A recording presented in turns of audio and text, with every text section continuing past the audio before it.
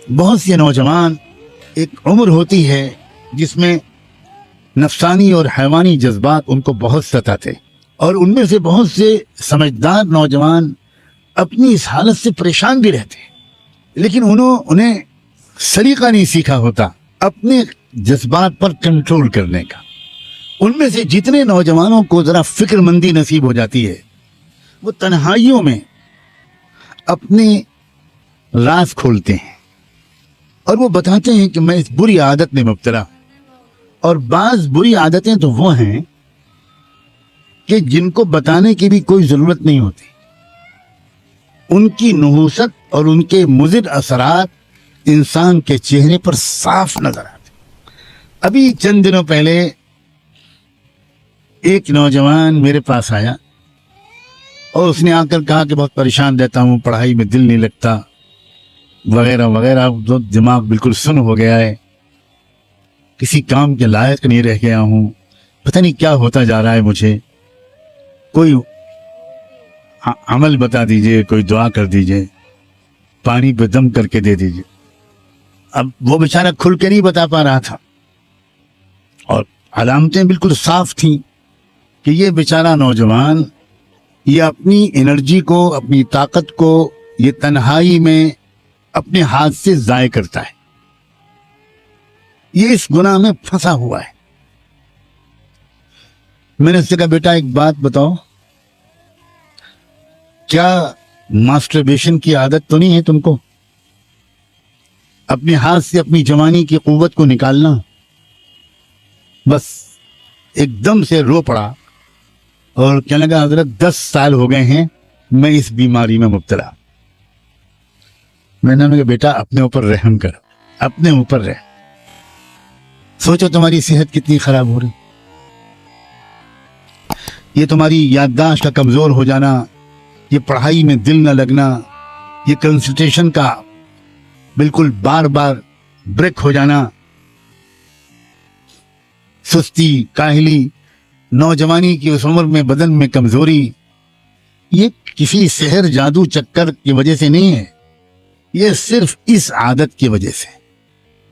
اور پھر تم ابھی اپنے اوپر ظلم کر رہے ہو، کل کو جب تمہاری شادی ہوگی تو اس وقت تم اپنے اوپر ظلم کے بعد تم تو ہوگے شرمندہ، اور تمہاری بیوی ہوگی تمہارے ہاتھ کی مظلوم، اور پھر خاندان میں تمہاری بدنامی ہوگی۔ وہ بیوی 2-4 مہینے انتظار کرنے کے بعد اپنے گھر میں شکایت کرے گی کہ یہ شوہر میرے لائق نہیں۔ چھٹکارا دلوائیے اس میں۔ شروع میں ماں باپ اپنی بیٹی کو سمجھائیں گے، مگر کب تک؟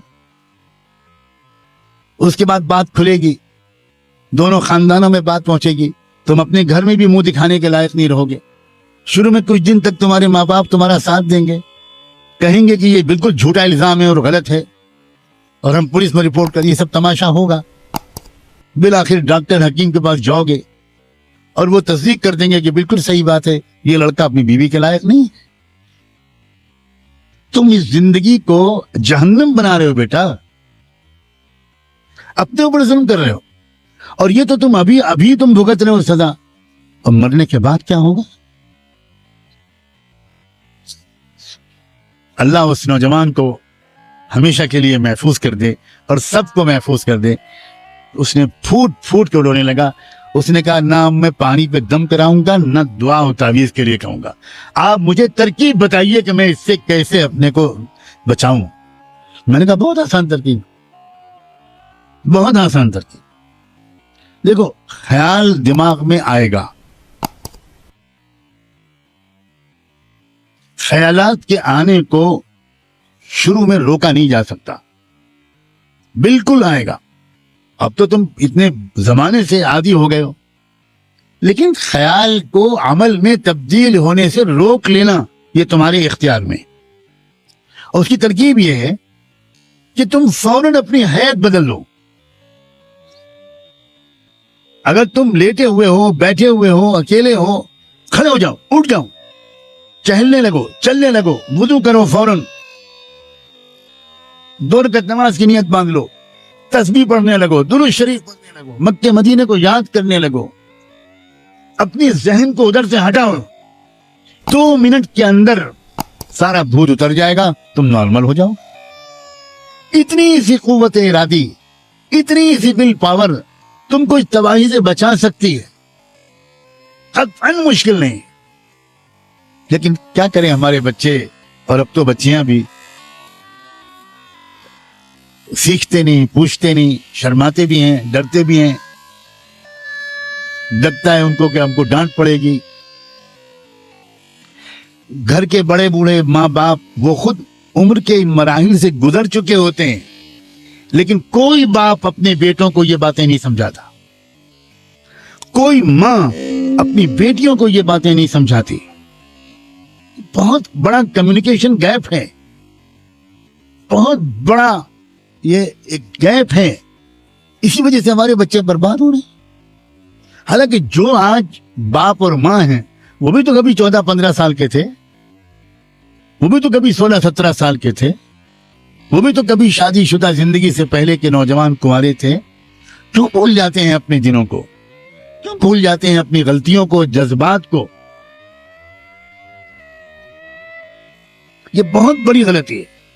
और मैं पिछले कुछ अरसे से अब मैंने फैसला किया हुआ है कि मैं बार बार इन बातों को खोल कर बयान करूं, क्योंकि मुझे जब भी ऐसी बातें मैंने खोल कर बयान की हैं, मुझे 50 से 100 तक मैसेजेस या ईमेल मिले हैं कि थैंक यू वेरी मच मौलाना, अल्लाह आपको जज़ाए खैर दे। वो बयान में मेरी आंख खुल गई और ऐसी तरकीब आपने बता दी कि मुझे 1 साल हो गया, मुझसे वो गलती दोबारा नहीं हुई। इसका मतलब ये हुआ कि हमारे अजीज नौजवान बच्चे ये हमारे जिगर के टुकड़े हैं भाई, ये हमारी उम्मत का मुस्तकबिल है, ये कीमती लोग हैं। इनको जरा से मशवरा दे दिया जाए प्यार से, और मजीद अल्लाह तौफीक दे तो इनके लिए दुआ मांग दी जाए तन्हाई में। क्या पता अल्लाह ताला इनको हिम्मत दे दे और वो बहुत आसानी के साथ इस दलदल से निकल आए। जिन लोगों का रूहानी पहलू मजबूत रहता है वो बहुत आसानी से अपने जज्बात को काबू में कर ले। उन्हें तो इतना अमल भी नहीं करना पड़ता जितना मैंने बताया।